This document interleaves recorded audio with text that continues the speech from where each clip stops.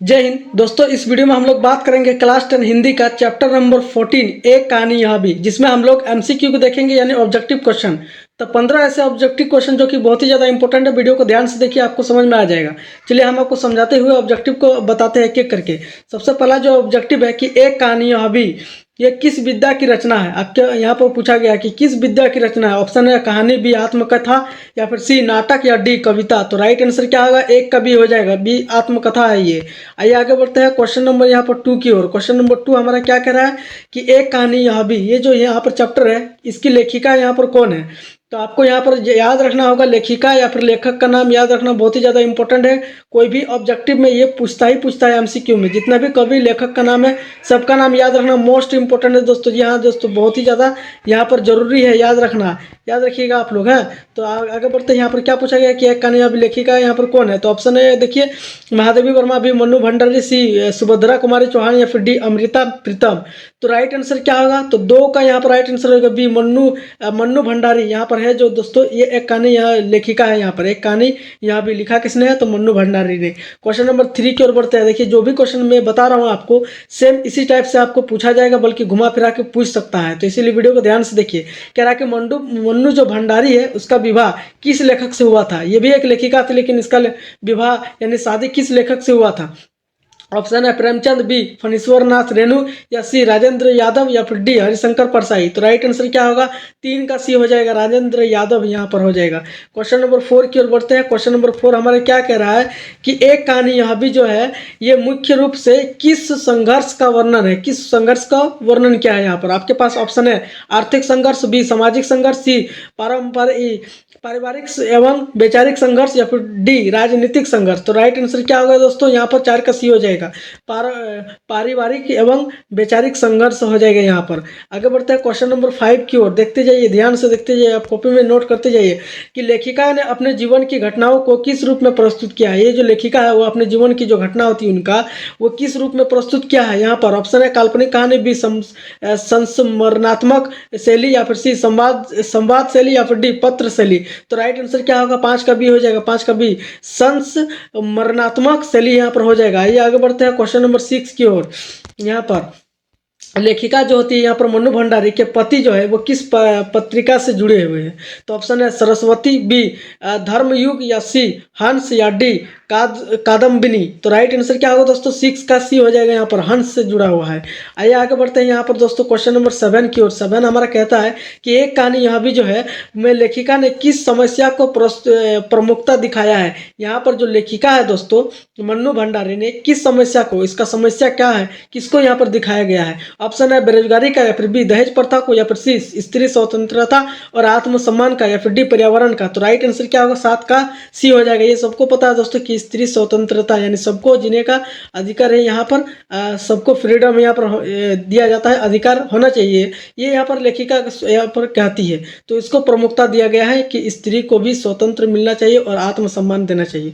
आगे बढ़ते हैं क्वेश्चन नंबर 8 की ओर। क्वेश्चन नंबर 8 देखिए यहाँ पर इसका दोस्तों, अगर आप मैं इंपॉर्टेंट बात बता देता हूँ कि इसका अगर आपको कोई भी चैप्टर यहाँ पर कोई भी चैप्टर हिंदी का कोई भी कंप्लीट हो, चाहे कृतिका हो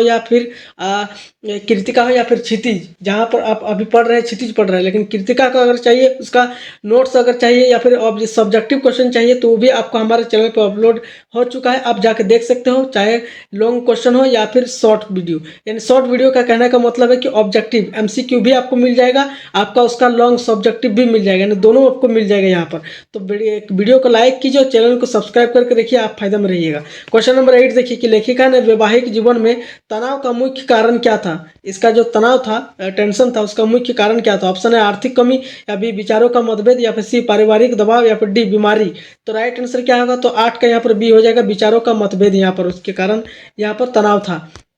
क्वेश्चन नंबर 9 कि यहाँ का एक कहानी यहाँ भी जो है वो पाठ किस पुस्तक से लिया गया है। ये पाठ जो है वो किस पुस्तक से लिया गया, पुस्तक का नाम पूछना है। ऑप्शन है आपका बंटी, हाँ आपका बंटी बी, त्रिशंकु या फिर सी यही सच है, या फिर डी एक कहानी यह भी। देखिए ये सब यहाँ पर पुस्तक का नाम है, तो ये आत्मकथ्य हो।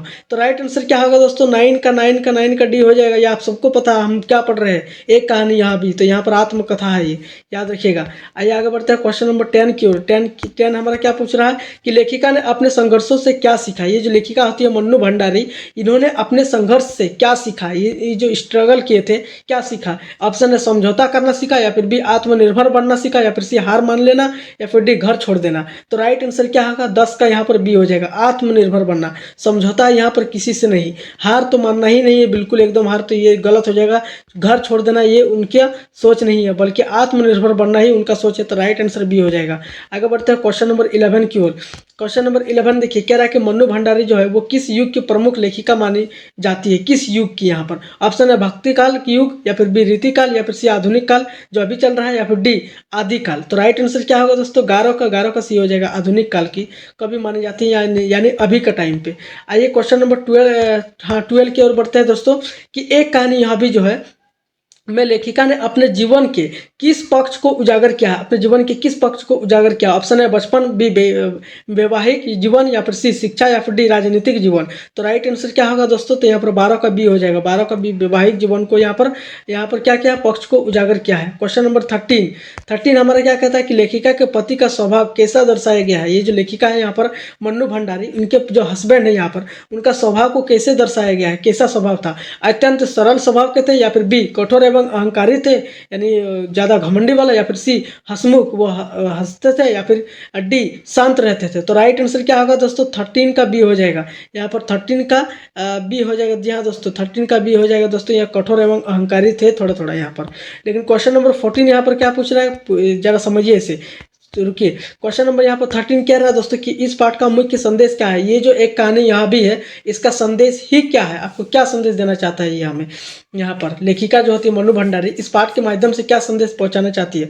ऑप्शन है धन कमाना जरूरी है, या फिर बी समाज सुधार करना चाहिए, या फिर सी स्त्री को आत्मसम्मान और स्वतंत्रता बनाए रखनी चाहिए, या फिर डी शिक्षा ही सब कुछ है। तो राइट आंसर क्या होगा, 14 का सी हो जाएगा। जैसे कि हमने पहले एक क्वेश्चन बता दिया, जो कि घुमा फिरा कर यही पूछा गया था, स्त्री को आत्मसम्मान देना चाहिए, स्वतंत्रता मिलनी चाहिए यहाँ पर। तो इसी टाइप का क्वेश्चन घुमा फिरा कर पूछता है, आप लोग ध्यान दीजिएगा। क्वेश्चन नंबर 15 क्या कह रहा है दोस्तों कि एक कहानी यह भी जो है वो शीर्षक का आशय क्या है। शीर्षक का आशय यहाँ पर क्या है, एक कहानी यह भी जो शीर्षक होते हैं उनके आशय क्या है। ऑप्शन है एक और काल्पनिक कहानी, या फिर बी लेखिका के जीवन की सच्ची कहानी, या फिर सी किसी और की कहानी, या फिर डी ऐतिहासिक घटना। तो राइट आंसर क्या होगा, तो 15 का बी हो जाएगा, लेखिका के जीवन की सच्चाई कहानी। ये एक तरह का लेखिका जो होती है मन्नू भंडारी, उनके जीवन का, मन्नू भंडारी के जो होती है उनके जीवन का एकदम सच्ची घटना है, यानी सच्चाई है यहाँ पर, सच्ची यहाँ पर कहानी है दोस्तों। तो राइट आंसर यहाँ पर क्या हो जाएगा दोस्तों, यहाँ पर बी हो जाएगा। तो दोस्तों यहीं पर हमारा पूरा चैप्टर खत्म होता है। 15 ही क्वेश्चन बताए, जो कि इतना ही काफ़ी है। अगर आप पढ़ लेते हो ना तो 15 ही क्वेश्चन काफ़ी है। हालांकि घुमा फिरा के क्वेश्चन पूछा जाता है, उसको थोड़ा सा ध्यान दीजिएगा। और अगर वीडियो अच्छी लगे तो वीडियो को लाइक कीजिए, चैनल पर नया तो सब्सक्राइब करके रखना। और अगर हाँ ये सब अगर आप चाहते हो तो वीडियो को स्किप करके भी देख सकते हो, या फिर बाद में पहले एक बार समझ लीजिए, बाद में इसे स्किप कर करके आप नोट कर सकते हो। क्योंकि क्वेश्चन चाहे लॉन्ग हो या शॉर्ट हो, दोनों को हमें साथ में बना करके, बैलेंस बना करके चलना है, तभी हमारा सिलेबस कवर हो जाएगा। जो आप अभी 10 उठोगे, उसके लिए मैं आपको पहले से ही तैयारी करवा के रख रहा हूँ। आपको वीडियो आपको ज़रूरत होती है तो आप जाकर देख सकते हो, हमारे चैनल पे सब कुछ आपको मिल जाएगा। मिलता है नेक्स्ट वीडियो में। जय हिंद।